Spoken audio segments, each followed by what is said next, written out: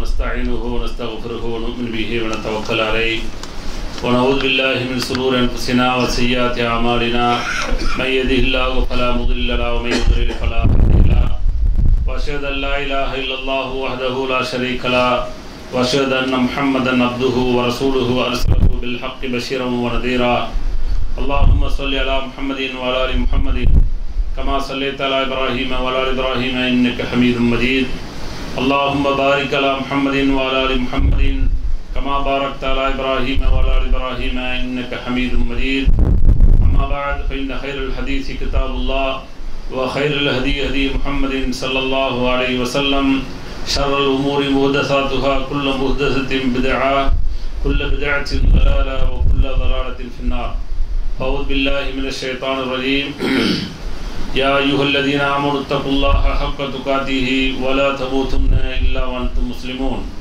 وقال يا أيها الناس اتقوا ربكم الذي خلقكم من نفس واحدة وخلق منها زوجها وبث منهما رجالا كثيرا ونساء واتقوا الله الذي تساءلون به والأرحام إن الله كان عليكم رقيبا وقال أيضا يا أيها الذين آمنوا اتقوا الله وقولوا قولا سديدا يصلح لكم أعمالكم ويغفر لكم ذنوبكم ومن يطع الله ورسوله فقد فاز فوزا عظيما அன்பிற்குரிய எல்லாம் அல்ல அல்லாஹ்வின் நல்லடியார்களே, அல்லாஹ்வுடைய மாபெரும் கருணையினால் எல்லாம் அல்ல அல்லாஹ் அவனால் ஒப்புக்கொள்ளப்பட்ட மிகமான மார்க்கமாக இருக்கக்கூடிய இஸ்லாமிய மார்க்கத்தில் நம்மை எல்லாம் ஆக்கி அதிலும் ஜும்மாவுடைய கடமையை அல்லாஹ்வுடைய தூதர் முஹம்மது ஸல்லல்லாஹு அலைஹி வஸல்லம் அவர்கள் எந்த அடிப்படையில் நடைமுறைப்படுத்த சொன்னார்களோ அந்த அடிப்படையில் நடைமுறைப்படுத்துவதற்காக வேண்டி நாம் எல்லாம் இங்கே கூடியிருக்கின்றோம்.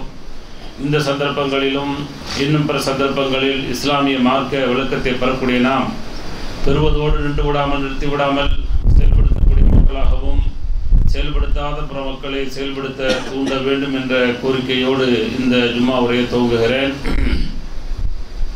இன்றைக்கு வழங்கப்பட்டுள்ள தலைப்பு லைலத்துன் ஃபீ பைத்தி நபி ஸல்லல்லாஹு அலைஹி வஸல்லம், நபிகள் நாயகம் ஸல்லல்லாஹு அலைஹி வஸல்லம் அவர்களுடைய வீடு இரவு நேரங்களில் எப்படி இருந்தது என்ற தலைப்பின் கீழ் சில விஷயங்களை பார்க்க இருக்கிறோம்.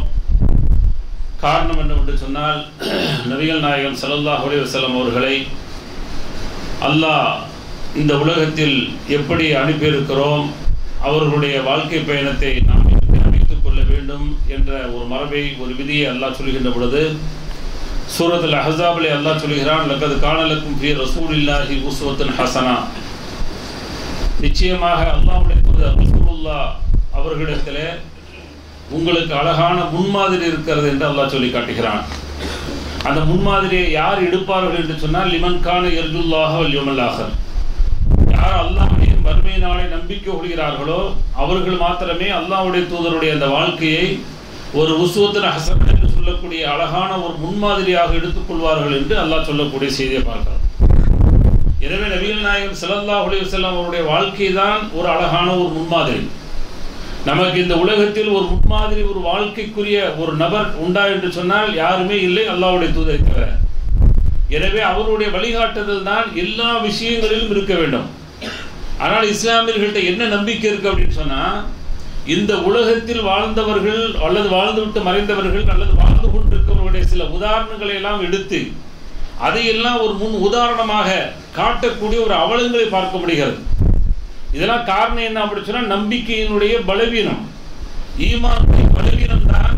இறை தூதர் அவர்களிடத்திலே இல்லாத சில பண்புகள், இல்லாத தன்மைகள், இல்லாத முன்மாதிரிகள் ஏதோ ஒரு மூன்றாம் மனிதரிடத்தில் இருக்கிறது என்ற அந்த பண்பை வளர்த்து கொண்டிருக்கிறோம். அல்லாஹ் பாதுகாக்க வேண்டும். அப்படி அல்லாஹ் என்ன செய்யல, அல்லாஹ்வுடைய தூதரை அனுப்பவில்லை. லக்கத் கான லக்கும் ஃபீ ரசூலில்லாஹி உஸ்வத்துன் ஹஸனா, ரசூலுல்லாஹ்விடத்தில் தான் உங்களுக்கு உஸ்வத்துன் ஹஸனா, அழகான முன்மாதிரி இருக்கிறது என்று அல்லாஹ் சொல்லி காட்டுகிறான். எல்லாத்தையும் ஏதாவது விட்டுட்டாரு அப்படின்னு நினைக்க முடியுமா? நினைக்க முடியாது. எல்லா விஷயங்களையும் மிக தெளிவாக சொல்லி வாழ சொல்லி இந்த உலகத்தை விட்டு மறைந்திருக்கிறார்கள். அதனால எந்த விதமான குறையுமே செய்யாதவர், அதே சமயத்தில் அவர் செய்யக்கூடிய அல்லது செய்து காட்டிய அனுமதித்த அந்த செயல்பாடுகளை பொறுத்தவரை இந்த உலக மக்களுக்கு ஏதாவது கஷ்டமாக இருக்குமா என்று சொன்னால் அப்படியும் இருக்காது. அதையும் சொல்கின்ற பொழுது ஒமா அர்சல்னாக இல்லா ரஹ்மத்தல் லில் ஆலமீன், நபியே உங்களை எப்படி அனுப்பியிருக்கிறோம் என்று சொன்னால் ரஹ்மத்துக்குரியவராக, அருளுக்குரியவராக உங்களை இந்த அகிலத்தார்களுக்கு அனுப்பியிருக்கிறோம் என்று அல்லாஹ் சொல்லி காட்டுகிறான். எனவே அவர்களுடைய சொல் செயல் அங்கீகாரம் எதுவுமே இந்த உலகத்தில் அவர்களை பின்பற்றி வாழக்கூடிய மக்களுக்கு கடினமானதாக கஷ்டமானதாக ஆக்கவில்லை. அந்த அளவுக்கு இலகுவானது. அவர்களே சொல்கிறார்கள் ஒரு சந்தர்ப்பத்தில், எது இலகுவோ எது லேசோ அதையே நான் எடுத்து உங்களுக்கு அமல் செய்ய வைத்திருக்கிறேன் என்று சொல்லக்கூடிய செய்திகளை பார்க்கிறோம். அந்த அளவுக்கு வாழ்ந்த நபிகள் நாயகம் ஸல்லல்லாஹு அலைஹி வஸல்லம் அவர்கள் இரவு நேரத்தில் எப்படி இருந்தார்கள்? ஒரே ஒரு ஹதீஸ், அந்த ஹதீஸில் 7 விஷயங்கள் அடங்கி இருக்கிறது. அதை மட்டும் பார்த்து இன்றைக்கு நாம் பாடங்களை படிப்பினைகளை பெறுவோம். புகாரி முஸ்லிமில் வரக்கூடிய செய்தி, இப்னு அப்பாஸ் ரலியல்லாஹு தஆலா அவர்கள் அறிவிக்கக்கூடிய செய்தி, அல்லாஹ்வுடைய தூதர் அவங்க மைமூனா ரலியல்லாஹு தஆலா அவங்களுடைய வீட்டில் இருந்தாங்க. மைமூனா ரலியல்லாஹு தஆலா இவர்களுக்கு சிற்றனை. அப்ப சொல்றாங்க, இப்னு அப்பாஸ் ரலியல்லாஹு தஆலா சொல்றாங்க, பித்து இந்த காலத்தி மைமூனா, மைமூனா என்னுடைய சிற்றனை மைமூனா ரலியல்லாஹு தஆலா அவருடைய வீட்டில் இருந்தேன். ஃபதஹத்தஸ ரசூலுல்லாஹி ஸல்லல்லாஹு அலைஹி வஸல்லம் மஅ அஹ்லிஹி சாஅத்தன். முதல் பாயிண்ட், அல்லாஹ்வுடைய தூதர் அவர்கள் தன்னுடைய குடும்பத்தார்களோடு சில நேரங்கள் கொஞ்ச நேரங்கள் செய்தார், பேசினார்கள். பின்பு உறங்கினார்கள். எதுவரை உறங்கினார்கள்? ஃபலம்மா கான சுல்சுல் லைலில் ஆகிர், இரவனுடைய கடைசி பகுதி வரை 3/2 போயிடுச்சு. அந்த 2 பகுதி வரை தூங்கினார்கள். பிற்பகுதியில் எழுந்தார்கள், அமர்ந்தார்கள், உட்கார்ந்தார்கள். நதர இல ஸமாஇ, வானத்தை பார்த்தார்கள். பார்த்துவிட்டு ஃபகால சொன்னார்கள், இன்ன ஃபீ ஹல்கி ஸமாவாத்தி வல் அர்த் வக்திலாஃபில் லைல் வன் நஹார் என்ற வசனத்தை ஓதினார்கள். ஓதி முடித்துவிட்டு சும்மா காம எழுந்தார்கள். ஃபதவல்ல ஒளி செய்தார்கள். வஸ்தன்ன அதே போல மிஸ்வாக் செய்தார்கள். ஃபஸல்லா 11 ரக்அத்தன் 11 ரக்அத்துகள் தொழுதார்கள். சும்மா அதன பிலால் அவர்கள் பாங்கு கொடுத்தார்கள். ஃபஸல்லா ரக்அத்தைன் 2 ரக்அத்துகள் பிறகு தொழுதார்கள். சும்ம ஹரஜ பின்பு வீட்டிலிருந்து வெளியாகி ஃபஸல்ல சுபஹ சுபஹை தொழுதார்கள் என்ற செய்தி நம்புகிறது. பார்ப்பது ஹதீஸ் ஒன்றும் இல்லாத மாதிரி 7 செய்திகள் இதில் அடங்கி இருக்கிறது. ஒன்று என்ன? அல் ஹதீஸ் மா அஹ்லி, தன்னுடைய குடும்பத்தாரோடு பேசினார்கள். அதே போல அந்நௌமி இல்ல சுலுசல்லை, தூக்கம் என்பது 2 3 பகுதி தூக்கம் இருந்தது. பாக்கி என்ன இல்லை, ஒரு பகுதியை வழக்கத்திற்கு ஆக்கி கொண்டார்கள். அடுத்து என்ன செய்தார்கள்? அவங்க எந்திரிச்ச உடனேயே தங்களை என்ன செய்தாங்க, சுத்தப்படுத்தி கொண்டார்கள். அதே போல படுத்துரைக்கிறார்கள். அதே போல உதவி செய்தார்கள். அதற்கடுத்து தொழுதார்கள். அதற்கடுத்து தொழுகைக்கு சென்றார்கள் என்ற செய்திகளை நபிகள் நாயகம் ஸல்லல்லாஹு அலைஹி வஸல்லம் உடைய அந்த இரவு நேர அந்த சில செய்திகளாக நாம் இந்த ஹதீஸ் மூலமா பார்க்கிறோம். நபிகள் நாயகம் ஸல்லல்லாஹு அலைஹி வஸல்லம் அவர்கள் தங்களுடைய மனைவியோடு எப்படி இருப்பார்கள் அப்படிங்கிற ரத்தின சுருக்கமாக, ஏன்னா இன்னைக்கு என்ன விளங்கி வச்சிருக்கிறாங்கன்னு சொன்னா, ஒரு ஆன்மீக தலைவராக இருந்தால் அல்லது ஆன்மீகத்தில் ஈடுபடக்கூடியவனாக இருந்தால் அவன் இப்படிலாம் இருக்கன்னு சொல்லி ஒரு இலக்கணம் போட்டுக் கொள்றாங்க. அந்த இலக்கணம் இஸ்லாம் இன்னைக்குமே என்ன செய்யல, அந்த மாதிரியான இலக்கணத்தை சொல்லல. ஏன்னா ஒரு ஆன்மீக தலைவரை பொறுத்தவரை அவர் சர்வசாதாரணமாக மக்களோடு மக்களாக இருப்பார். அவருக்கும் குடும்பம் உண்டு, மனைவியோடு என்ன செய்வார், அவரும் வாழ்வார், குழந்தைகளும் அவருக்கு இருக்கும். குழந்தைகளை எப்படி கொஞ்சுவார வாழ்வார், அப்படி வாழ்வார். இது எல்லாம் ஒரு இயல்பான யதார்த்தமான ஒரு வாழ்க்கையில் அவர்களுடைய வாழ்க்கை இருக்க வேண்டும் என்றுதான் அல்லாஹ் விரும்புகிறான். ஆனால் அல்லாஹ்வுடைய தூதருடைய ஒரு வாழ்க்கையில் பார்க்க முடிகிறது. என்ன பார்க்க முடியுது? அல்லாஹ்வுடைய தூதர்கள் தங்களுடைய பேர குழந்தை எடுத்து முத்தம் கொஞ்சறாங்க. அங்கே பார்த்து கொண்டிருந்த ஒருவர் கேட்கிறார், அல்லாஹ்வுடைய தூதரவர்களே, நீங்கள் என்ன குழந்தைகளை எல்லாம் முத்தமிடுவீர்களா என்று ஆச்சரியப்பட்டு கேட்டார். இன்று எத்தனை பேர் நம்மிலும் உண்டு. குழந்தைகள் மீது அன்பு பாராட்டாதவர்கள் ஏராளம் உண்டு. மனைவி மீது அன்பு பாராட்டாதவர் ஏராளமான உண்டு. ஆக இப்படியாப்பட்ட மனிதராக இருந்தால் கேட்கிறார், நீங்கள் குழந்தைகளுக்கெல்லாம் முத்தம் போடுவீர்களா? சொல்லிவிட்டு சொன்னார், எனக்கு 10 குழந்தைகள் உண்டு, நான் ஒரு காலம் முத்தமிட்டதில்லை. எவ்வளவு பெரிய கல்வி!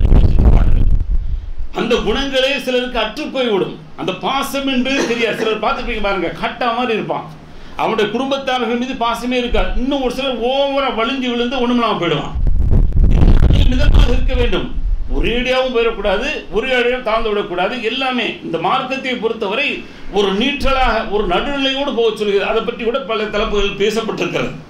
ஆக அந்த அளவுக்கு நபிகள் நாயகம் ஸல்லல்லாஹு அலைஹி வஸல்லம் அவருடைய இந்த செயலை பார்த்து விட்டு கேட்கிறார், எனக்கு 10 குழந்தைகள் இருந்தது, ஒரு தடவை கூட முத்தமிட்டதில்லையே.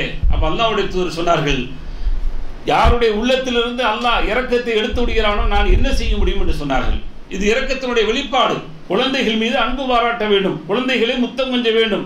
சில வேளைகளில் அல்லாஹ்வுடைய தூதர் அவர்கள் தொழுகைக்கு இடையராக இருக்கும் என்ற அடிப்படையில் கூட அங்கே அந்த குழந்தையை பிரிக்கவில்லை.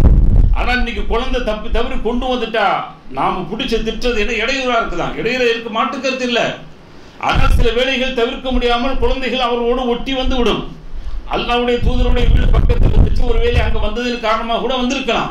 ஆக ஏதோ ஒரு சில காரணங்களுக்காக வந்து விட்டால் முகத்தை கடுகடுப்பாக்குவதோ கோபத்தை வெளிப்படுத்துவதோ அவர்களுடைய மனதை புண்படுத்தக்கூடிய காரியங்கள் செய்யக்கூடாது. அந்த அளவுக்கு மென்மையாக நபிகள் நாயகம் ஸல்லல்லாஹு அலைஹி வஸல்லம் அவர்கள் தங்களுடைய குடும்பத்தாரோடு நடந்து கொண்டார்கள். இரவிலும் என்ன செய்வாங்க, போயிட்டா இன்னைக்கு சிலர் போயிட்டோம்னா இரவுல நான் ரொம்ப பிஸியாக வந்திருக்கிறேன், நான் ரொம்ப டைட்டாக வந்திருக்கிறேன், எதுவுமே பேச மாட்டார். இது காட்டு மிராண்டி வாழ்க்கை. அப்படி இல்லை. வெளி உலகம் தான் அவனுக்கு. வெளி உலகத்தை கொண்டு போய் வீட்டுக்குள்ள காட்டக்கூடாது, வீட்டுடைய உலகத்தை வெளி உலகத்தில் காட்டக்கூடாது. சில ஆசிரியர்கள் வீட்டுடைய உலகத்தை வெளியில மாணவர்கள்ட்ட காட்டுவாங்க, அப்படிலாம் பார்த்துருக்கிறோம்.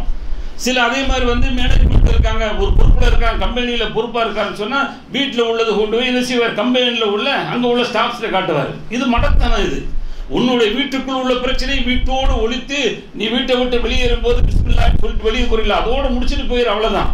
இந்த வீட்டோட விஷயத்தை மறந்துடணும்.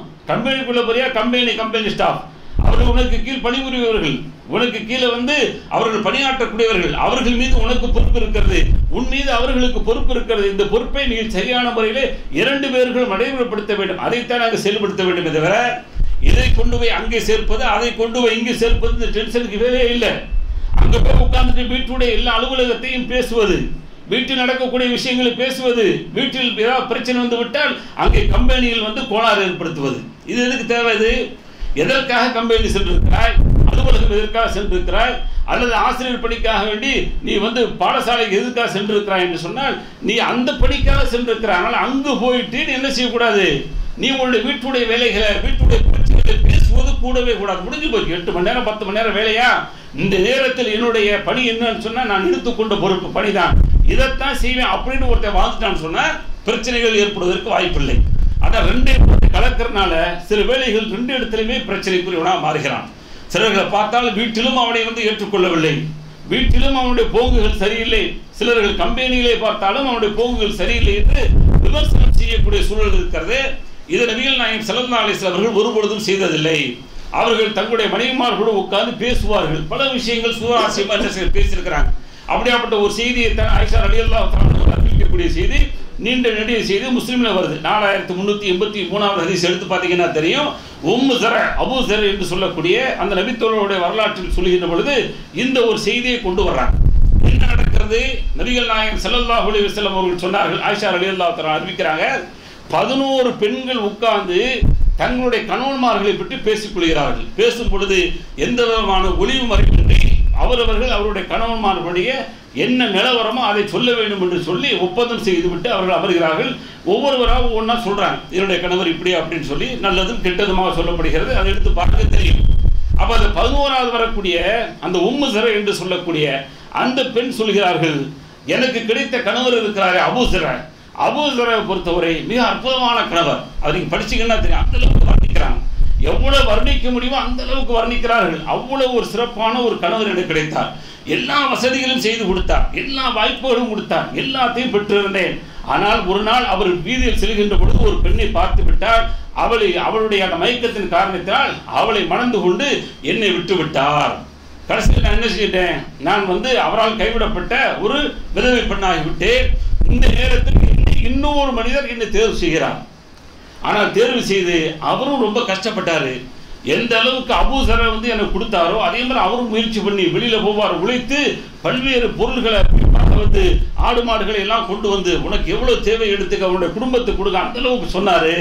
சொல்லிவிட்டு அந்த அம்மா சொல்றாங்க, என்னதான் இவர் என்னுடைய 2ஆம் கணவர் எனக்கு இவ்வளவு பெரிய சேவைகளை செய்திருந்தாலும் என்னுடைய மூத்த கணவர் அபூ ஸர இருக்கிறாரே, அவரை போல இவர் ஆக மாட்டார், அவர் தான் எனக்கு மிக சிறந்தவராக தெரிகிறார் என்று அந்த பெண் சொல்லிட்டு இன்னும் சில விஷயங்களை சொல்றாங்க. இது சொன்ன உடனே நபிகள் நாயகம் ஸல்லல்லாஹு அலைஹி வஸல்லம் இந்த செய்தி சொல்லிவிட்டு ஆயிஷா ரலியல்லாஹு தஆலா அவர்களை பார்த்து சொன்னார்கள், கால ரசூலுல்லாஹி ஸல்லல்லாஹு அலைஹி வஸல்லம் குன்து லகி கஅபி ஸர்இன் லி உம்மி ஸர். ஆயிஷாவே, உனக்கு நான் எப்படி இருக்கிறேன் என்று சொன்னால் எப்படி உம்மு ஸர என்ற பெண்ணிற்கு அபூ ஸர இருந்தாரோ அதுபோல உனக்கு நான் இருப்பேன் என்று நபிகள் நாயகம் ஸல்லல்லாஹு அலைஹி வஸல்லம் அவர்கள் ஆயிஷா ரலியல்லாஹு தஆலா அவர்களை பார்த்து சொன்னார்கள் என்ற செய்தி முஸ்லிம் என்ற ஹதீஸ்ல பார்க்கலாம். இந்த செய்தி எடுத்து பார்த்தீங்கன்னா தெரியும், நேரத்தின் நன்மை இருக்கிறது, முழுமையா சொல்லல. அப்ப எதற்குன்னு சொன்னா இப்படி சுவாரஸ்யமான சில பேச்சுக்கள், ஒரு கணவன் மனைவி இருந்தால் இப்படி அளவலாக ஒரு அழகான ஒரு பேச்சுக்கள், அது ஆரோக்கியமான பேச்சுக்கள், அதன் மூலமாக நமக்கு மத்தியில் ஒரு இணக்கம் ஏற்படக்கூடிய பேச்சுக்கள், அர்த்தமற்ற பேச்சுக்களை உதற வேண்டும், தள்ள வேண்டும். அதில் எந்த லாபமுமே கிடையாது. அர்த்தமில்லாத வீணான தேவையில்லாத எத்தனை பேச்சுக்கள், இரவில் சரி பகலில் சரி, கணவன் மனைவி இன்றைக்கு போன் வந்து விட்டது, அல்லாஹ் பாதுகாக்க வேண்டும். இந்த போனின் மூலமாக எவ்வளவோ தேவையில்லாத பரிமாற்றங்கள், அல்லாஹ் பாதுகாக்க வேண்டும். இப்படி கணவன் மனைவியுடைய வாழ்க்கையை அல்லாஹ்வுடைய தூதர் தேர்வு செய்யவில்லை. அழகான ஒரு வாழ்க்கையாக, அற்புதமான ஒரு வாழ்க்கையாக, அதன் மூலமாக இருவருக்கு மத்தியிலே ஒரு அன்பு ஏற்படக்கூடிய ஒரு வாழ்க்கையாக நபிகள் நாயகம் ஸல்லல்லாஹு அலைஹி வஸல்லம் இணைத்துக் கொண்டார்கள். இணைத்துக் கொண்டது காரணத்தினால்தான் நபிகள் நாயகம் ஸல்லல்லாஹு அலைஹி வஸல்லம் அவர்கள் அந்த பெண்களிடத்திலே, குறிப்பாக நபிமார்களுடைய நபி ஸல்லல்லாஹு அலைஹி வஸல்லம் மனைவியிடத்திலே எப்படி நடந்து கொண்டேன் என்ற ஒரு ஸ்டேட்மெண்ட் கொடுக்குறாங்க. ஹைருக்கும் ஹைருக்கும் லி அஹ்லி வ அன ஹைருக்கும் லி அஹ்லி. உங்களில் சிறந்தவர் யார் என்று சொன்னால் மனைவியிடத்தில் சிறந்தவராக வேண்டும். வ அன ஹைருக்கும் லி அஹ்லி, நான் என்னுடைய மனைவியிடத்தில் சிறந்தவனாக இருக்கிறேன் என்று அல்லாஹ்வுடைய தூதர் சொன்னார்கள். மனைவியிடத்தில் யாராவது சர்டிபிகேட் வாங்கல போச்சுன்னு அர்த்தம். அதுக்காக தப்பு தவறுலாம் செஞ்சு சர்டிபிகேட் வாங்கிட முடியாது. அதே விளையுங்க, சத்தியத்தின் அடிப்படையில் வாழ்ந்து சர்டிபிகேட் வாங்கணும். அப்படி வாங்கியிருந்தாங்க அல்லாஹ்வுடைய தூதர். வாங்க முடியும்னு சொல்றாங்க. என்னால் வாங்க முடியவில்லை என்று சொன்னால் ஓட்டே இருக்கிறது, எங்கே ஓட்டே இருக்கிறது, உன்னிடத்தில் உண்டான கடிவாளங்கள் சரியில்லை என்று அர்த்தம். அடுத்து சொல்ல முடியும் அல்லாஹ்வுடைய தூதர் அவர்கள், நான் என்னுடைய மனைவிடத்தில் சிறந்தவனாக இருக்கிறேன், உன்னுடைய மனைவிடத்தில் நீ சிறந்த பேர் வாங்க வேண்டும் என்று சொல்றாங்க. ஆனால் வாங்குவது என்பது கடினம், மிக கஷ்டம். ஆனால் வாங்க முடியுமா என்று சொன்னால் அல்லாஹ்வுடைய தூதருடைய வாக்கு பொய்யாகாது, வாங்க முடியும். சத்திய வாக்கு, உண்மையான வாக்கு. அப்படியாப்பட்டவர்களாக அவர்கள் வாழ்ந்திருக்கிறார்கள் என்று சொன்னால் அல்லாஹ்வுடைய தூதரவர்கள் எந்த அளவுக்கு அவர்களை சரி செய்திருக்கிறார்கள், எந்த அளவுக்கு அவர்களை இன்பமூட்டி இருக்கிறார்கள், எந்த அளவுக்கு அவர்களோடு வாழ்க்கை எடுத்திருக்கிறார்கள். பல சந்தர்ப்பங்களில் சொல்லப்பட்டதுதான். கடுமையான கோபங்கள் ஊட்டக்கூடிய அந்த சந்தர்ப்பத்தில் கூட அல்லாஹ்வுடைய தூதரவர்கள் கடுமை காட்டவில்லை. ஆனால் இன்னைக்கு எவ்வளவு கடுமை காட்டுறான் தெரியுமா? ஒரு மனைவியோ ஒரு குழந்தை ஏதாவது செஞ்சிருச்சுன்னு சொன்னா அப்படியே நெஞ்சு வெடிக்கிற மாதிரி கத்துறான், பயங்கரமா டென்ஷன் ஆகிற. எதுக்கு ஆகுற, என்ன ஆக போகுது, என்ன ஆக போகுது, அப்படி ஆகிறனால என்ன ஆகுது, அது எந்த வழியில் போட்டு எப்படி வலை போட்டு அதை சரி செய்ய வேண்டுமோ அப்படி சரி செய்ய வேண்டும். அல்லாஹ்வுடைய தூதர் செய்தார்களா இல்லையா? ஒரு தடவை நபி தோழர் கூட அல்லாஹ்வுடைய தூதர் உட்கார்ந்து இருக்கிறார்கள். அப்படி உட்கார்ந்து இருக்கும்போது ஆயிஷா ரலியல்லாஹு தஆலா வீட்டில் உட்கார்ந்து இருக்கிறாங்க. சரி, நம்முடைய கணவர் இருக்கிறார், அவரோடு நபித்தோழர்கள் வந்திருக்கிறார்கள், எனவே உணவு பரிமாற வேண்டும். ரொம்ப இன்ட்ரெஸ்டா உணவு தயார் பண்ணிட்டு இருக்கிறாங்க. யோசிச்சு பாருங்களேன். ஏன்னா சில வேளைகள் இப்படி இந்த மாதிரியான ஒரு சுவாரஸ்யமான நிகழ்வுகள் நடக்கும். ரொம்ப இன்ட்ரெஸ்டான விஷயம் சமைப்பாங்க. இன்னைக்கு நம்முடைய கணவரை சந்தோஷப்படுத்தணும், கணவருக்கு நல்லது கொடுக்கணும் அப்படின்னு சொல்லி சில வேளைகள் அவர்களுக்கே கிளம்பி கொள்ளும். அந்த மாதிரியான ஒரு சந்தர்ப்பங்கள் மாதிரி அந்த ஹதீஸோட தோரணம் தெரியுது. அப்படி நடந்து கொண்டிருக்கக்கூடிய சூழலில் தான் இன்னொரு மனைவியிடமிருந்து ஒரு தட்டில் உணவு வருகிறது. உள்ள உடனே கடுமையான கோவம், ஓங்கி ஒரு தட்டு கீழே விழுந்தவங்க அந்த தட்டு அப்படியே உடைஞ்சது. தட்டுன்னா கையில் தட்டுறது, தட்டு நாங்க கீழே விழுந்துச்சு, உடைஞ்சிருச்சு.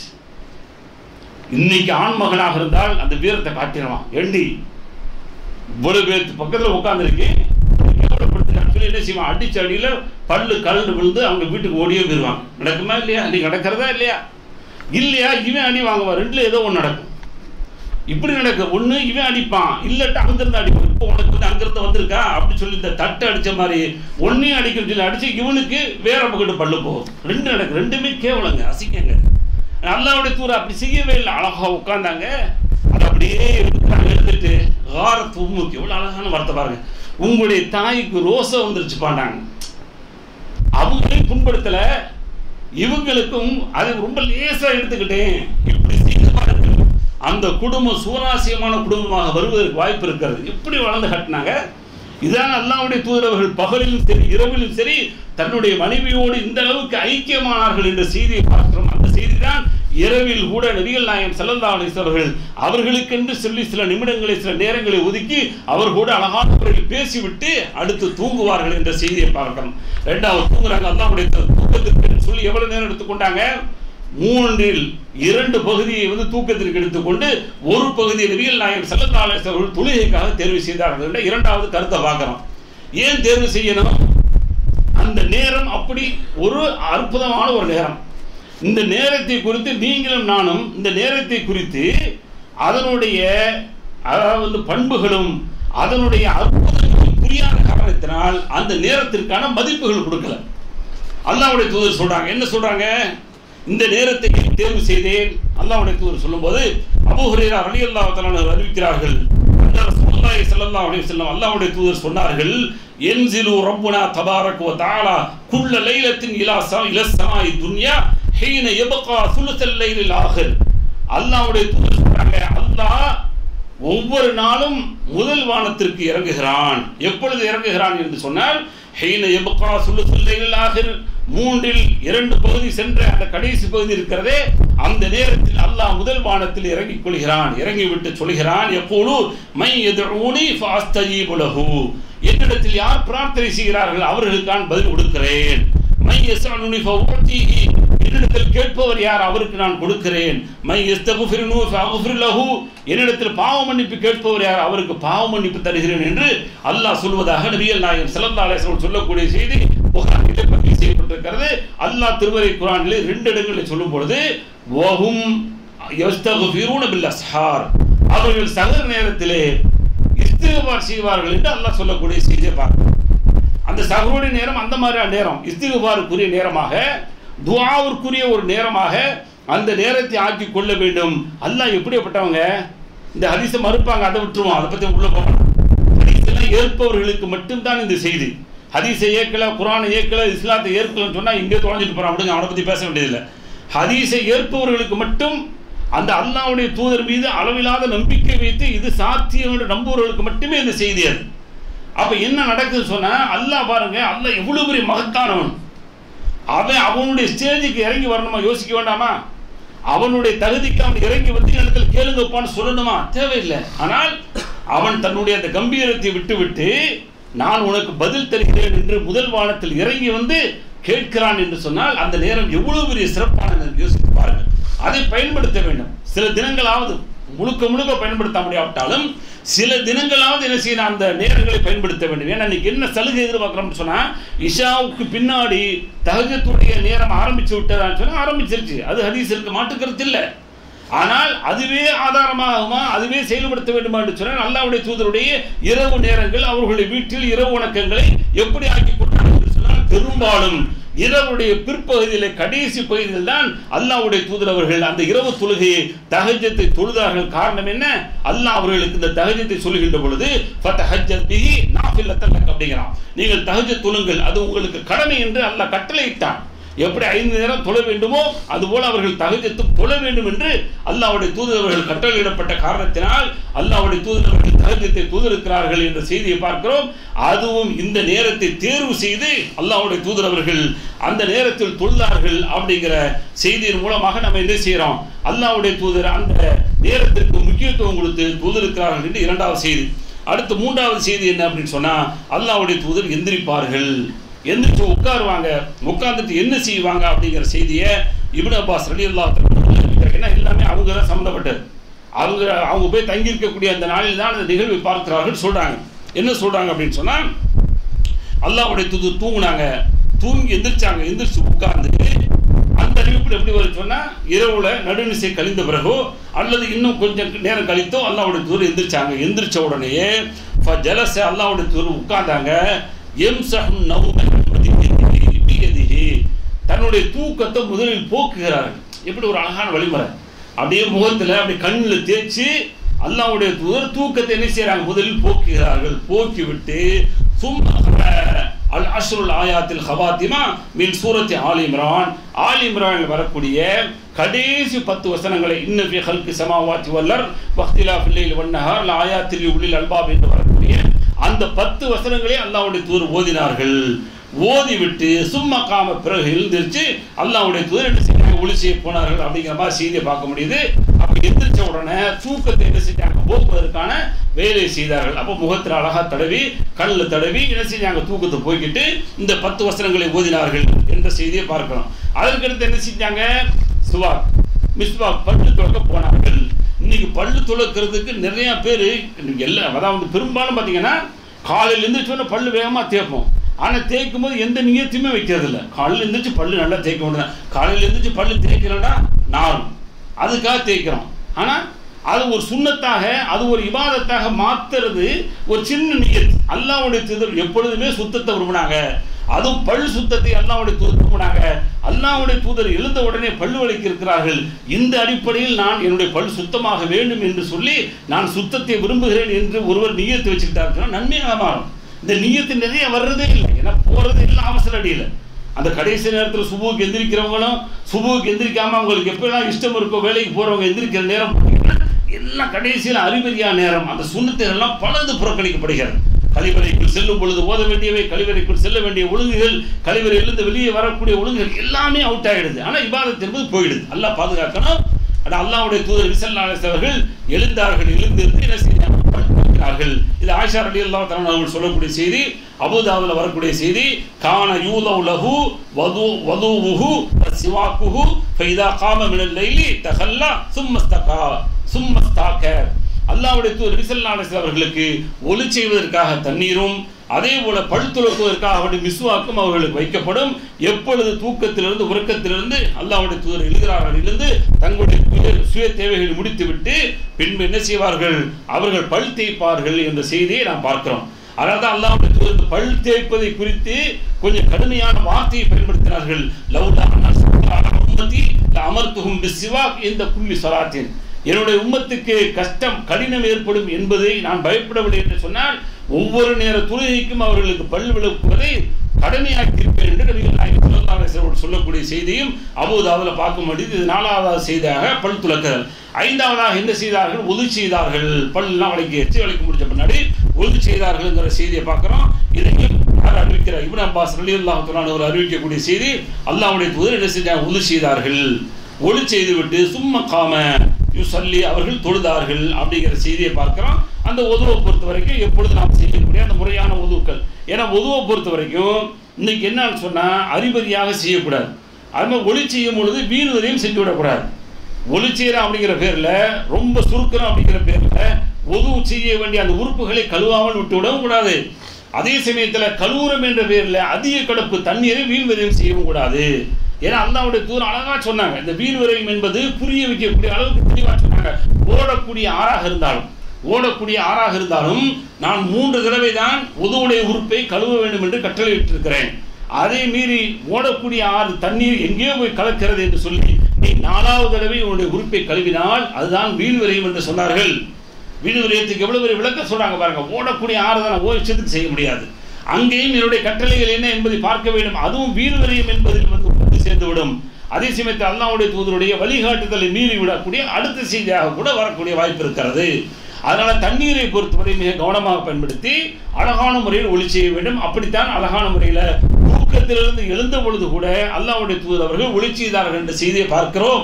காரணம் நபிகள் நாயகம் ஸல்லல்லாஹு அலைஹி வஸல்லம் புரிய வைத்தார்கள். ஒரு தடவை சஹாபாக்கள் ஒளி செய்கிறாங்க.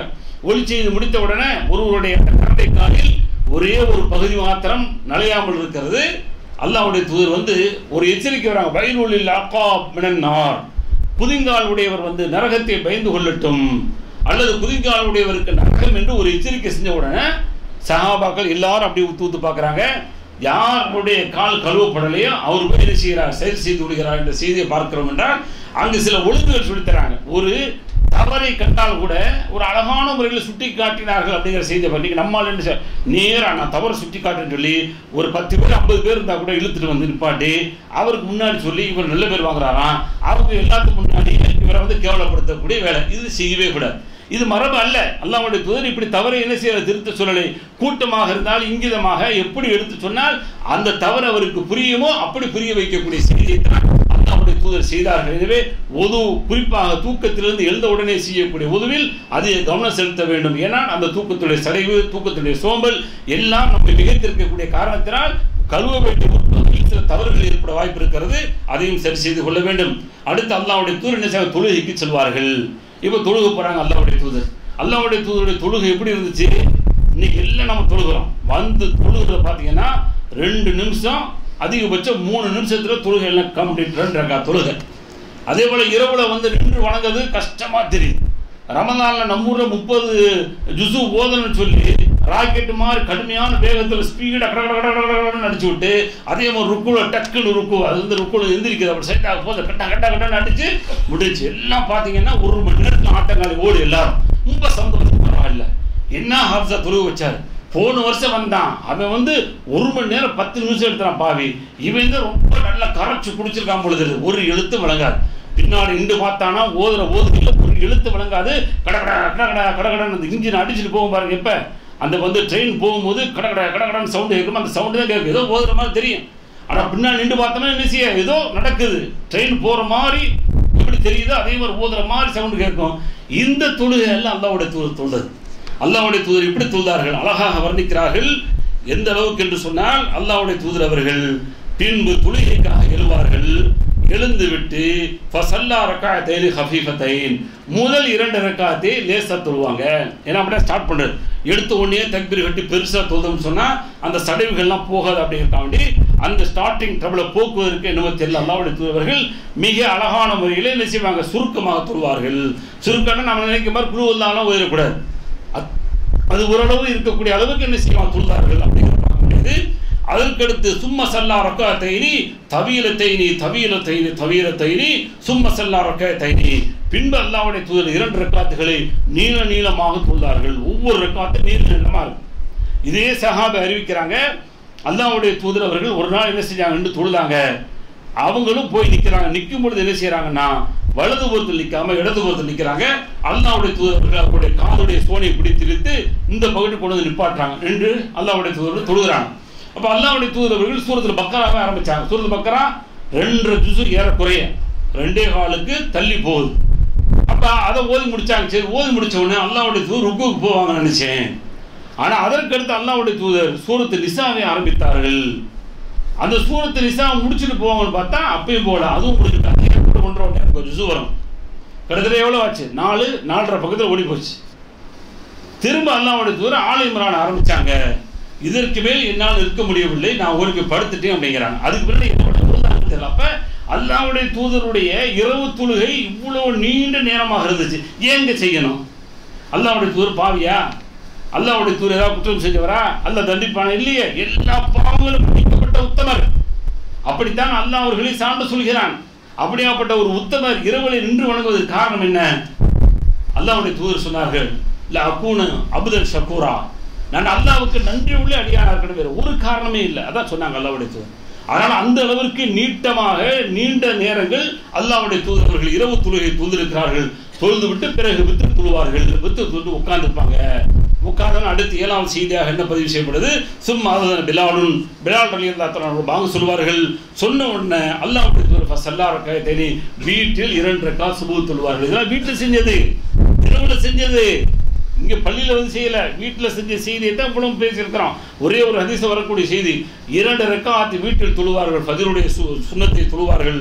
சும்ம ஹரஜ, பின்பு வெளியாகி ஃபஸல்ல சுபஹை மக்களுக்கு தொழுவிப்பார்கள் என்ற செய்தியை அல்லாஹ்வுடைய தூதருடைய இரவு வணக்கங்களாக அவர்களுடைய வீடுகளில் செய்ததை இந்த ஹதீஸ் மூலமாக விளங்குகிறோம். எனவே எதை விளங்கினோமோ அதை செயல்படுத்தக்கூடிய மக்களாக நம் யாவரையும் எல்லாம் அல்லாஹ் ஆக்கித் தரணும் என்ற பிரார்த்தனையோடு நிறைவு செய்கிறேன். வாஹிர் தஅவானா அல்ஹம்துலில்லாஹி ரப்பில் ஆலமீன்.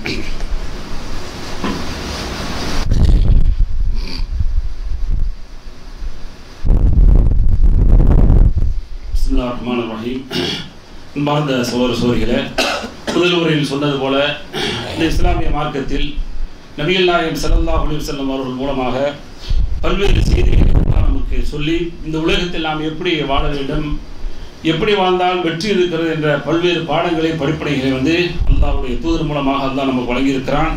எனவே அதையெல்லாம் கேட்டு அதன் அடிப்படையில் நம்முடைய வாழ்க்கையை அமைத்துக் கொள்ள வேண்டும். அதே சமயத்தில் உலகத்தினுடைய வாழ்க்கையை பொறுத்தவரை உலகத்தில் வாழ்கின்ற பொழுது அல்லாஹ்விற்கும் அல்லாஹ்வுடைய தூதருக்கும் மாறு செய்யாத ஒரு வாழ்க்கையாக, ஒரு பண்பாட்டிற்குரியவர்களாக நாம் இந்த உலகத்தில் வாழ வேண்டும். அந்த மரபுகளை மீறி என்ன செய்யக்கூடாது, ஒருபொழுதும் வாழக்கூடியவர்களாக இஸ்லாமியர்களை பொறுத்தவரை ஒரு காலத்திலும் வாழக்கூடாது என்ற உறுதிமொழிகள் எடுக்க வேண்டும். காரணம் என்னன்னு சொன்னால், நம்மை சுற்றி நமக்கு மாத்திரமல்ல, இன்றைக்கு இந்திய நாட்டுக்கே என்னது ஒரு சோதனை என்று சொல்லக்கூடிய அளவிற்கு மிக மோசமான நிகழ்வுகளை இந்த இந்தியா சந்தித்துக் கொண்டிருக்கக்கூடிய சூழலை பார்க்குறோம். இன்றைக்கு நடந்த நீட் தேர்வாக இருந்தாலும் சரி, அதே போல் இன்றைக்கு வெளியான +2 உடைய தேர்வாக இருந்தாலும் சரி, எல்லாமே பல பாடங்களை படிப்பனைகளை முஸ்லீம் சமூகத்துக்கு தருது, இதர சமூகத்துக்கும் தருது சேர்த்து. ஆனால் முஸ்லீம் சமூகம் கூடுதலாக என்ன பாடம் கடமைப்பட்டிருக்கிறோம். ஆனால் அந்த பாடங்களை படிப்பனைகளை சொல்வதற்கு சமூகத்தில் அந்த அளவுக்கு என்ன இல்லை, ஒரு ஆர்வங்களை அக்கறைகளை எடுத்து சமூகத்தில் அது போன்ற ஒரு ஒரு விழிப்புணர்வுகளை ஏற்படுத்தி அதற்கான மாற்றத்தை சமுதாயத்தில் உள்ள அந்த பொதுமக்கள், குறிப்பாக பணம் படைத்தவர்கள், இன்னும் வசதி படைத்தவர்கள், செல்வாக்குள்ளவர்கள் செய்யக்கூடிய அந்த செயல்களை செய்யாமல் இருக்கக்கூடிய ஒரு சூழல் நம்ம ஆழ்ந்து கொண்டிருக்கிறோம்.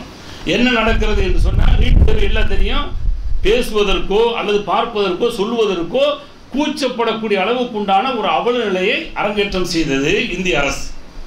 அது குறிப்பாக வந்து 11,35,000 பேர் வந்து ஒட்டுமொத்த இந்தியாவில் நீட் தேர்வை எழுதினார்கள். அதில் 88,000 பேர் வந்து தமிழ்நாட்டை சார்ந்தவர்கள், தமிழ்நாட்டில் மட்டும் உள்ளவர்கள் 88,000 பேர்.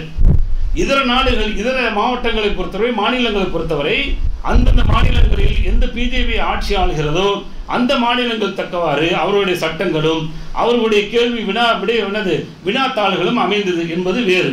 ஆனால் தமிழ்நாட்டை பொறுத்தவரை 88,000 பேர் என்ன செஞ்சாங்க, எழுதினாங்க. இந்த தமிழ்நாட்டை வந்து இந்த நீட் தேர்வு குறிவைக்கிறது. ஆனால் தமிழ்நாட்டை ஆளக்கூடிய ஆட்சியாளர்கள் ஏமாத்திட்டாங்க. அதெல்லாம் நீட் தேர்வு வராது எல்லாம் நம்பிக்கிட்டு இருந்தான். நம்பிக்கிட்டு இருந்தால் என்ன இருக்கு, 88,000 பேருடைய நிலைமை முடிஞ்சு போச்சு, அவ்வளோதான். ஆனால் என்ன செஞ்சாங்க, எழுதிட்டு ஒப்புதலுக்கு அனுப்பவே இல்லை. ஏன்னா அவங்களுக்குள்ளே பிரச்சனை, சண்டை முடிஞ்சு போச்சு, அது அப்படியே கிடக்குது, அனுப்பவே இல்லை. ஆனால் மக்கள்கிட்ட என்னாச்சு, அனுப்பி இருக்கிறோம், ஜனாதிபதி ஒப்புதல் தருவார், எல்லாம் முடிஞ்சு போயிடும், உங்களுக்கு தேவையில்லை, நீங்கள் வந்து பகல் கனவு போல கனவு கண்டுட்டு நீங்கள் நீட் இல்லாமலே நீங்கள் டபக்கு என்ன செஞ்சலாம், மெடிக்கல் காலேஜில் குதிச்சிடலாம் அப்படிங்கிற மாதிரியான ஆசைகள் ஊட்டப்பட்டது. அதை நம்பிச்சு மக்கள் பலர்கள் நம்பிக்கை இல்லை, நம்பலை. அதனால் என்ன செய்ய, தேர்வு எழுதலாம்னு சொல்லி போனாங்க. தேர்வு எழுதுவதற்காக வேண்டி போனவர்களுக்கு கிடைத்த வெகுமதி தான் இவ்வளவு அசிங்கங்கள், அலங்கோலங்கள். எவ்வளவு நிகழ்வு பாருங்க. சரி ரைட், அன்னைக்கு தான் ஒரு பொதுச் சேர முடியல, உள்ளாடையை கழட்டுகிறான், அதை கூட போன பெற்றோர் வாங்குகிறான். என்னங்க கேவலம், உனக்கு என்னடா அப்படி மெடிக்கல் சீட்டு நீ வாங்கி தான் உன்னுடைய பிள்ளையை போய் படிக்க வைக்கணும், விலங்கல் என்ன? ஒரு முஸ்லீமை பொறுத்தவரை அப்படி மானங்கள் இழக்கக்கூடாது. அதில் நீங்கள் தெளிவாக இருக்கணும். அப்போ நாம் எப்படிங்க போக வைக்கணும், அதுக்குள்ளே முயற்சி பண்ணணும். இப்போ மட்டும் போக முடியுமா? இப்போ மட்டும் போகிற மாதிரி உங்களுக்கு கேள்வி பதில் வந்துச்சா? உங்களுக்கு வந்து பதில் வரப்போகும்போது அப்படித்தான் வருமா? உங்களோட ரிசல்ட் மிக தெளிவாக இருக்குமா? நீங்கள் முஸ்லீமாக இருந்தால் ரிசல்ட் தெளிவாக வந்து பரவாயில்ல, பாய்ஸ் இப்படி எழுதியிருக்காங்க, பாய் அம்மா இப்படி எழுதிருக்கு, பிரச்சனை இல்லை, பரவாயில்ல, தெளிவாக இருக்கு, மார்க் போட்டு அனுப்ப போதா? எதுவுமே நடக்காது. நம் மீது வேறு ஒரு பார்வை உண்டு. அது தமிழகத்தின் மீது கடுமையான பார்வை. எவ்வளவு பெரிய ஆர்கியூமெண்ட் பண்ணிட்டு இருக்காங்க. எந்த மாநிலத்திலும் இல்லாத அளவு இந்த மருத்துவக் கல்லூரி, அரசு மருத்துவ 24 அல்லது 26 நினைக்கிறேன், அதிகமான கல்லூரிகள் தமிழ்நாட்டில் மாத்திரமே இருக்கிறது. இதுதான் புள்ளி விவரம். அரசு கல்லூரி, அரசு அல்லாத தனியார் கல்லூரி வந்து மருத்துவக் கல்லூரி, அதுல முஸ்லிம்கள் நடத்தக்கூடியது 0. ஏன்னா முஸ்லிம்கிட்ட பணம் இல்லை. முஸ்லிம்கள் தமிழ்நாட்டில் வாழக்கூடிய எல்லாம் பிச்சைக்காரன். ரோசை வந்து அடிக்கவா, பிரச்சனை வாங்கிக்கிறேன். ஒரு மெடிக்கல் காலேஜ் திறக்கக்கூடிய அளவுக்கு உண்டான சக்தி இல்லாத பிச்சைக்காரர்கள், வறுமையில் வாழ்ந்து கொண்டிருக்கக்கூடிய மக்கள் தமிழ்நாட்டு முஸ்லிம்கள். அதனால ஒரு கூட திறக்கல. அப்படித்தான் நான் விளங்கிக்கிட்டேன். அப்ப என்ன, தனியார் கல்லூரி மருத்துவக் கல்லூரிகள் உண்டு.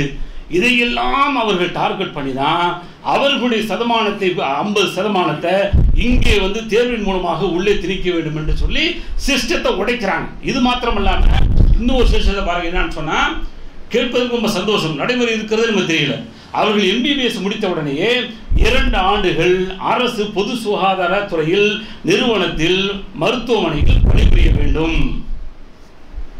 அப்படித்தான் எக்ரிமெண்டா. அவங்க அப்படி பணிபுரிஞ்ச உடனே அதுக்கடுத்து மேல் படிப்புக்கு போகணும் பொழுது மேல் படிப்பு முடித்து 3 ஆண்டுகள் அதே மாதிரி அரசு சுகாதார துறையில் என்ன பணியாற்ற வேண்டும். இப்படியெல்லாம் அவர்களுக்கு விதியின் அடிப்படையில், ஒப்பந்தத்தின் அடிப்படையில் தான் கடந்த காலத்தில் வந்து முடிவு செய்யப்பட்டு இன்றைக்கு மருத்துவர்கள் வந்து வெளியாகக்கூடியவர்கள் சேவை செய்து கொண்டிருக்கிறார்கள். ஆனா உள்ளே படித்தவங்க, தமிழ்நாட்டிலே படித்தவங்க இன்னைக்கு வந்து அதாவது வந்து ஒவ்வொரு துறையிலையும் அந்த மெடிக்கல் சார்ந்த, மருத்துவம் சார்ந்த, அதாவது வந்து அந்த துறைகளில் எல்லா வகையிலும் சிறப்பு வாய்ந்தவர்கள் வந்து ஏராளமாக இருக்கிறார். பட்டியல் போட முடியாத அளவுக்கு தமிழ்நாட்டில் இருந்து கொண்டிருக்கிறார்கள். இதையெல்லாம் கண்ணில் வைத்து அவர்களுக்கு கிடைக்கக்கூடிய அந்த சதமானத்தை குறைத்து தமிழ்நாட்டில் இருந்து வரக்கூடிய மருத்துவர்களை குறைக்க வேண்டும் என்ற ஒரு உள்நோக்கத்தோடும் இது வந்து செயல்படுத்தப்பட்டு இன்னைக்கு என்ன செய்யப்படுது, அசிங்கப்படுத்தப்பட்டு இன்னைக்கு வந்து நீட் தேர்வு எழுதி முடிச்சாச்சு. இப்போ எல்லாம் அப்படி பகல் கனவு கண்டுகிட்டு இருக்கிறாங்க. ஒரு குஜராத்தில் இருக்கிறவனுக்கு கேள்வி பதில் வந்து அவனுடைய மொழியில் அமையும் பொழுது மிக இலகுவாக அமையுது. அதே தமிழ்நாட்டில் இருக்கும் பொழுது தமிழ்நாட்டில் வந்து CBSE படிக்கலாமே, அவன் மெட்ரிக்கில் சமச்சீர் கல்வியில் படித்தான். ஏன்னா CBSE எல்லாமே சமச்சீர் ஆகி போயிடுச்சு. மெட்ரிக்கில் ஒன்றுமே கிடையாது, ஸ்டேட்டில் எல்லாத்தையும் ஒரு ஈக்குவலாக சமச்சீர்னு கொண்டு வந்தாச்சு. சரி, அந்த பாடத்திட்டத்தின் கீழாவது அவனுக்கு வந்து கேள்வி அமைக்கணுமா இல்லையா? அப்படி அமைக்கல. இதிலும் பாதி அதிலும் பாதி என்று சொல்லி அந்த நீட் தேர்வுக்கு வருவதற்கு முன்னாடி பல லட்சங்களை வந்து இந்த கார்ப்பரேட் நிறுவனங்களுக்கு முதலைகளுக்கு கொட்டி கொடுத்து விட்டு கோச்சிங் சென்டருக்கு போய் படித்து விட்டு தான் இவர்கள் தேர்வுக்கு எழுத வர வேண்டும் என்ற அவலநிலைகள்லாம் இன்றைக்கு நிலவுது என்று சொன்னால் ஒருத்தர் சத்தம் போட்ட மாதிரி தெரியலங்க. முஸ்லீம் அமைப்புகளையும் சத்தம் போட்ட மாதிரி தெரியல, மற்றவங்களும் சேர்ந்துக்கிட்டு சத்தம் போட்ட மாதிரி தெரியல. இப்ப சட்டாமலை என்ன செய்வான்னு சொன்னா பிரச்சனை இல்லை, நான் வந்து என்ன செய்வேன், இனிமேல் ரொம்ப ஈஸியா போச்சு, இப்ப அவனுக்கு தெளிவா போச்சு, எதையுமே போடக்கூடாதுங்கிற அளவுக்கு ஆகிவிட்டான். நல்லா பாதுகாக்கணும். அதை பச்சை பச்சையா கேட்குறாங்க. மீம்ஸ் போடுறாங்கல்ல, படங்கள் போடுறத கண்ட மாதிரி கிழிச்சு கேட்குறாங்க.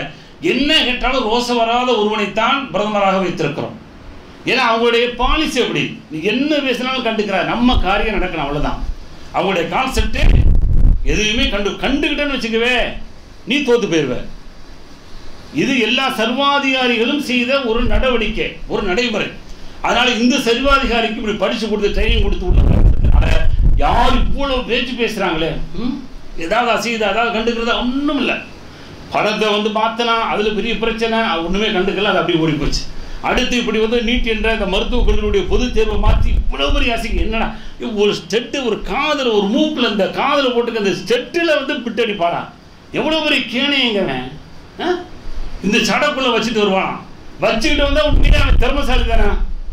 இன்னொரு பக்கம் யோசிச்சு பாருங்களேன், இவ்வளவு பெரிய திறமசாலியா இருந்தா தான் ஒழிச்சு கொண்டு வர முடியும். ஏன்னா இப்ப இன்னைக்கு இந்த கையில இருக்கு, இதை நீங்க ஒருத்தர் திருடிட்டு போறான்னு வச்சுங்க, திறமை இல்லாதவன் திருடிட்டு போக முடியுமா? அவன் திறமை உள்ளவன் தான் திருடி, அவனை திருடி டாக்டர் ஆக்கணும். அவன் வந்து என்ன செய்யறான், மனப்பாடம் பண்ண முடியல, மனப்பாடம் பண்ண சக்தி இல்லை. ஆனா நான் பிட்டு எது வரும்னு எனக்கு தெரியும், யூகத்தின் அடிப்படையில், ஆய்வின் அடிப்படையில் நான் அதை ரிசர்ச் பண்ணி எழுதி சடக்குள்ள இல்ல ஜட்டிக்குள்ள அல்லது எங்க வைக்கணுமோ அங்கெல்லாம் உள்ள வச்சு கொண்டு வந்து எழுதுறேன்னு சொன்னா அது ஒரு திறமை தான்டா. எதுக்கு அந்த திறமைக்கு ஏன் நீ சவால் வந்து, நீ சவாலாவா? அது அவ்வளவு பெரிய கிரிமினலா வர்றான்ல, அதுக்கு தகுந்த மாதிரி நீ வா, உன்னுடைய படை இறக்கு. ஒரு 10ஆவதுக்கும் 12ஆவதுக்கும் அயோக்கியர்கள் பறக்கும் படைகளை அனுப்பி நான் பிடிக்கிறேன் சொல்றேன். ஏன் நீ நீட் தேர்வுக்கு வந்து இவ்வளவு கேவலம் நடத்திக்கிறியா? எது பார்க்கணுமோ எங்க பார்க்க கூடாத அசிங்கப்படுத்தி அலங்கோலப்படுத்தி அதுக்கு நான் ஒப்புக்கொடுறேன்னு சொல்லிட்டு போய் தேர்வு எழுதிருக்கிறோம்னு சொன்னா எனக்கு ஒண்ணுமே புரியலங்க. நாடு எங்கே போகிறது, எங்கே கொண்டு போக போகிறாங்க, அடுத்து எந்த லெவலில் கொண்டு வந்து நிறுத்தி இந்த தேர்வு எழுத சொல்ல போறாங்கன்னு நல்லா பாதுகாக்கணும். இஸ்லாமிய சமூகம் தெளிவாக புரிஞ்சுக்கணும். நாம் எப்படி இருந்தாலும் நம்மை கீழே வந்து போட்டு மிதிக்கத்தான் போறாங்க. அதனால் நாம் அசிங்கப்பட்டோ அதே சமயம் இஸ்லாமிய கொள்கையை விட்டோ நாம வந்து இந்த உலகத்திற்காக வேண்டி அடிபடையும் சொன்னா அல்லாஹ் அவரத்துல 0 ஆயிடும். அதனால தெளிவாக நினைக்கணும். அதை பதிவு பண்ணத்தான் நான் இப்ப பேசுறேன். இப்ப பேசினாலும் என்ன, நான் இங்க பேசி விட்டு ஆக போறல, அங்க எல்லாம் உட்கார்ந்து எல்லாரும் ஒண்ணு சேர்ந்து அங்க அடிச்சதுன்னு சொன்னா குறைஞ்சபட்சம் என்ன செய்வான், அந்த மோடிக்கு வந்து காலில் விழுந்து அடுத்து வந்து என்ன செஞ்சிருவான், இந்த மாதிரி வேலையை செஞ்சிருக்க மாட்டான். ஆனா இன்னைக்கு செய்ய முடியாம என்ன செஞ்சிட்டான், அங்கங்க சின்ன ஆர்ப்பாட்டம் இப்படி அசிங்கப்படுத்திட்டாங்க. அசிங்கப்படுத்துறது மட்டுமல்ல, இந்த சிஸ்டமே தப்புன்னு சொல்லி போட்டு உடைக்கணுமா இல்லையா?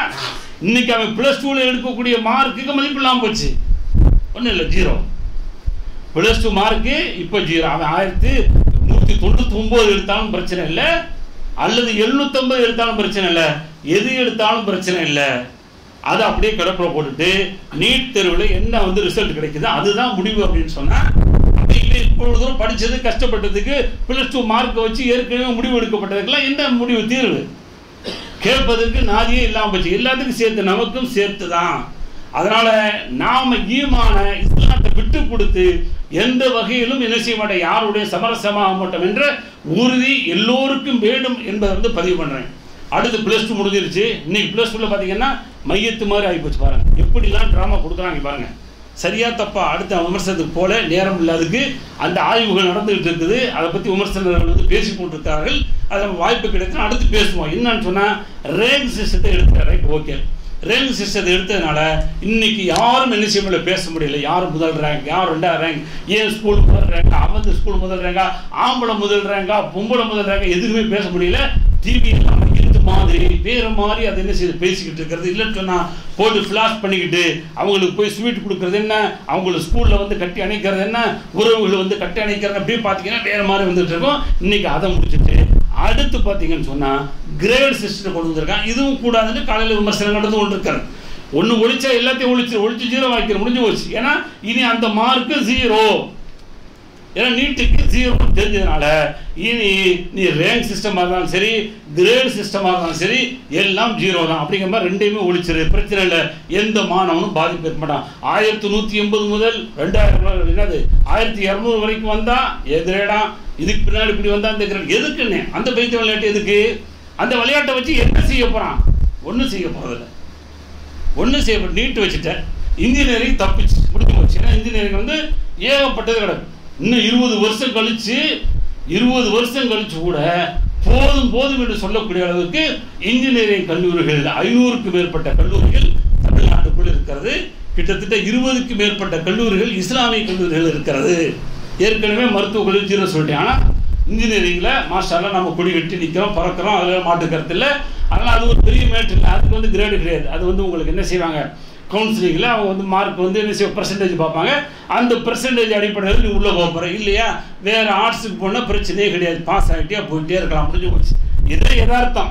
அப்போ இதுக்கு வந்து ஏற்கனவே வந்து ரேங்க் போட்டு மக்கள் அந்த மாணவர்கள் பூரா பாதிப்பு ஏற்படுத்தின, இப்போ கிரேடு போட்டிருக்கேன், அதுவும் வேணாங்கிற மாதிரியான ஒரு சுச்சுவேஷன்.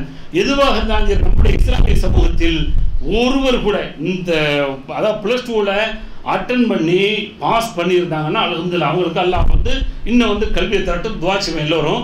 ஒருவேளை பாஸ் ஆகணும்னு சொன்னால் அடுத்த மாதம் தேர்வு. அதனால் அதை வந்து நீங்கள் என்ன செய்யுங்க, ஜமாத் ரீதியாக அல்லது உங்கள் உறவு ரீதியாக அது மாதிரி யாராவது எழுதி ஃபெயிலாக போயிருந்தாங்கன்னு சொன்னால் பயப்பட வேண்டாம். அடுத்த மாதம் நடக்கக்கூடிய அந்த தேர்வு அவங்களுக்கு வந்து மறு தேர்வு இருக்கிறது. அந்த தேர்வில் எழுதி அவர்கள் என்ன செய்ய எப்படியாவது பாஸ் பண்ண வச்சிருக்க, பாஸ் பண்ணிட்டு எப்படியாவது காலேஜில் உள்ளே போக வச்சிருக்க, ஏதாவது ஒரு துறையில் ஆர்ட்ஸோ அல்லது இன்ஜினியரிங் ஏதோ ஒரு துறையில் உள்ளே போய் ஏதாவது சமூகத்துக்கு தேவையான அந்த கல்வியை படிப்பதற்கு இன்ஷா அல்லாஹ் முயற்சி பண்ண அப்படின்னு சொன்னால், இந்த குறிப்பாக இந்த வருடம் எழுதிய +2 எழுதிய அந்த மாணவர்கள் குறைஞ்சபட்சம் என்ன செய்ய மாட்டாங்க, தோத்துட்டோம் அப்படிங்கிறதுக்காக அவங்க காணாமல் போகிறதோ அல்லது ஜெயிச்சிட்டோம் நாங்கள் கிடைத்தது வந்து கிடைக்கல என்று சொல்லி அவர்கள் காணாமல் போகக்கூடிய சூழல் ஏற்பட வேண்டாம். எனவே ஜமாத்தார்களாக இருந்தாலும் சரி, அல்லது தனி மனிதர்களாக இருந்தாலும் சரி, அல்லது இயக்கத்தை சார்ந்தவர்களாக இருந்தாலும் சரி, எல்லோரும் இப்பயே முயற்சி பண்ணுங்க. யார் யார் நம்முடைய ஊர்களில், நம்முடைய சொந்தங்களில், நம்முடைய தெருக்களில் அல்லது நம்முடைய மாவட்டங்களில் யார் யாரெல்லாம் வந்து +2 எழுதினாங்களோ அவங்களுக்கு இந்த இதை ஊட்டி அவர்கள் என்ன செய்யுங்க, பாஸ் ஆகியிருந்தால் அல்ஹம்துலில்லாஹ் அவர்கள் மேற்படிப்புக்காக உதவி செய்யுங்க. அதற்கான பொருளாதாரம் வேணுமா, அதை கொஞ்சம் தான் அதை செய்வதற்கு முயற்சி பண்ணி அந்த மாதிரியான ஒரு பொறுப்பு எடுத்துட்டோம்னு சொன்னால் நம்முடைய சமூகத்தில் குறைஞ்சபட்சம் டிகிரி படித்தவர்கள் பட்டம் படித்த அந்த சமூகமாக அடுத்து வரக்கூடிய சமூகம் இருக்க வாய்ப்பு இருக்கிறது. அப்படி வந்தால் அதன் மூலமாக ஏதோ ஒரு மாற்றத்தை சமூகத்தில் நம்மால் கொடுக்க முடியும் என்ற ஒரு நப்பாசை வேறு ஒன்றும் கிடையாது. அதனால தான் நம்ம இதை பகிர்ந்து கொள்றோம். எனவே இன்னைக்கு வந்து தேர்வு, அதனால் என் மகன் வெற்றி பெற்று விட்டான், என்னுடைய உறவுகள் வெற்றி பெற்று விட்டது, என்னுடைய தெருக்காரர் வெற்றி பெற்று விட்டார் என்பதோடு நிறுத்தி விடாமல் ஒட்டுமொத்த தமிழ் பேசக்கூடிய தமிழ்நாட்டை சேர்ந்த அத்தனை முஸ்லிம்களுடைய ஒட்டுமொத்த பார்வையை பார்த்து அவர்கள் மீது கவனம் செலுத்தி அவர்களுக்கு தேவையான எல்லா உதவிகளையும் வழிகாட்டுதல் செய்வதன் மூலமாக நாம் வந்து சமுதாயத்தில் வெற்றியடை கொடுவோம். அப்படிப்பட்ட ஒரு வாய்ப்பை எல்லாம் அல்லாஹ் தந்தர வேண்டும் என்ற பிரார்த்தனையோடு நிறைவு செய்கிறேன். வாஹிர் தஅவானா அல்ஹம்துலில்லாஹி ரப்பில் ஆலமீன். அஸ்ஸலாமு அலைக்கும் வரஹ்மத்துல்லாஹி வபரகாத்துஹு.